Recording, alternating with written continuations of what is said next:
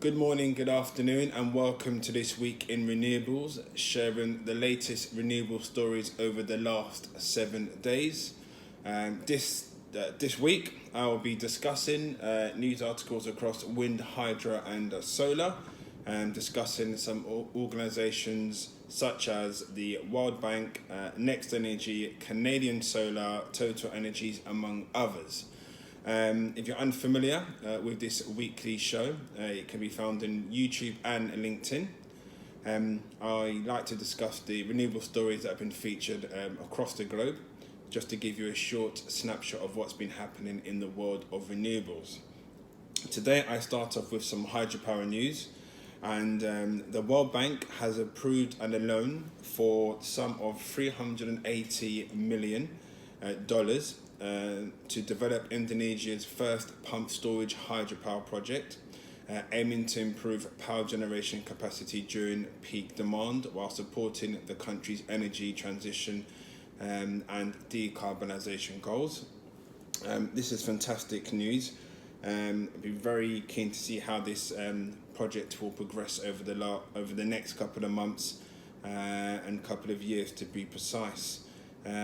Interestingly, over 80% of power generated by the Java Bala grid, which supplies electricity to 70% of the country's population, comes from fossil fuels at this moment. A key measure to support Indonesia's decarbonisation agenda is the development of energy storage to enable integration of renewable energy into the grid. Pump storage is, of course, going to play a critical role in this approach. So, again, fantastic news for those involved in hydropower, and I very much look forward to seeing how this project will progress over the next couple of months and years. Moving on from hydropower and some solar energy news, NextEnergy Capital, international institutional solar funds, has acquired its first project in Spain. To be precise, a 50 megawatt site in Cadiz. They have acquired the Agonor project, which is under construction and due online in the second quarter of 2022. Qcells is constructing the plant, which has a power purchase agreement PPA with a multinational investment grade corporate off-taker. Agonor project will add a further 50 megawatts generational capacity when fully operational, and increase the solar fund portfolio to 20 projects and one portfolio with an installed capacity of 489 megawatts. Aldo Bolcini, who is the Chief Investment Officer of NextEnergy Capital, said recently, expanding the NextPower 3 portfolio into Spain is a key milestone for the fund, especially in the continued backdrop of COVID-19. So again, congratulations to everybody involved on that project. Following the theme of solar, I should say, TotalEnergies has inked its 1 gigawatt Iraq solar deal. TotalEnergies and the government of Iraq have signed an agreement for a 1 gigawatt solar project to supply the Basra region grid. The agreements were signed in the presence of the Prime Minister of Iraq, with the Iraq Ministries for Oil and Electricity and the country's National Investment Commission.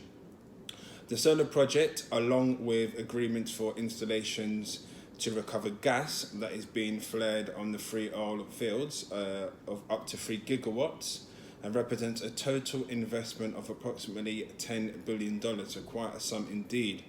TotalEnergies chairman and CEO Patrick Pouyanné said recently, these agreements signal our return through the front door to Iraq, the country where our company was born in 1924. So again, very interested to see how this project will progress over the next couple of months and years. And quickly, some final news on solar. Enel has decided to invest in the 90 megawatts Romanian solar farm. Enel Green Power Romania has signed 2 share purchase agreements with Milinos Renewables and Storage Development Business Unit to acquire 2 solar farms totaling 90 megawatts. The first project will have installed capacity of 63 megawatts and will be implemented in the Kagu country. I do hope I pronounced that correct to my Romanian listeners. Construction is scheduled to start by the end of 2021, with the project coming online at the end of 2022. The second project, which is the 26 megawatt plant, will be built on the Mesteni Teleman country. Construction is expected to start in the beginning of 2022 and achieve commercial operations in the beginning of 2023.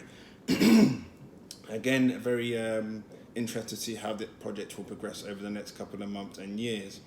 A bit of wind news as well, not to forget. BayWa Renewables has commissioned its 95 megawatt Swedish wind farm project. The project itself is called the Lingsassa wind farm, which is in the southern Sweden, the developer's largest wind farm in Europe to be precise. Håkan Wallin, the CEO of BayWa Renewables for the Nordics region, said recently, "We are proud to have delivered our largest wind farm in Europe to date, which will make significant contribution to the Swedish energy transition. We've developed the Lingsassa wind farm from greenfield during several years of intense project development, including re-permitting procedures, and with the new permits in hand, we managed a complete engineering, procurement and construction process." So again, big congratulations to everyone involved in that project. I do understand it consists of 22 Vestas V150 turbines, so congratulations to Vestas as well, and BayWa Renewables and everyone involved in that particular project. Some more wind news, going back to Spain. Capital Energy will bring 40.5 megawatt wind projects to the northwest of Spain. The developer is proposing to install 2 wind farms with a combined capacity of 40.5 megawatts in the Galicia region in the northwest of Spain. The company has said it would invest almost 33 million euros, which is equivalent of $39.1 USD to be precise, in Veletosa and Barosini projects. The Barosini wind farm will feature 3 pieces of 4.5 megawatt turbines, bringing a total of 13.5 megawatts of installed capacity, and the project will cost close to 11.2 million. So again, congratulations to everyone involved on those projects. And just finally, just to give some new hiring news across the renewables field, which I found quite interesting to share. First of all, starting with Butte Energy. They have appointed a gentleman by the name of Mark Van Robinson, or Mark Vivian Robinson, I do hope I pronounced that correct, as their managing director. He was previously onshore wind farm and solar director at EDF Renewables UK, where he managed one of the largest onshore wind and solar portfolios in the UK. In a recent article press release, he said, "I'm very pleased to be joining Butte Energy at such an exciting time for the business." So again, congratulations to Mark on his new job, and those at Butte Energy. It looks like you've hired a great individual. Some more market news in terms of hires, and Bureau Veritas has hired its new renewables chief. Gentleman by the name of Mauricio Pereira will be heading up its renewable division. He has spent the last 10 years at DNV, where he fulfilled technical, commercial and managerial roles in the wind and solar project development and operations. He will be responsible for developing Bureau Veritas Energy, a renewable energy division, and supporting the power sector in accelerating the UK's energy transition. So congratulations again to Mr. Mauricio on his new appointment, and to those at Bureau Veritas. And that, my friend, sums up this week in Renewables episode 13. Wherever you're watching from, don't forget to like, share and comment. And of course, I always look forward to your recommendations for any news topics you want to see discovered or talked about. So again, have a great week ahead. God bless. Goodbye.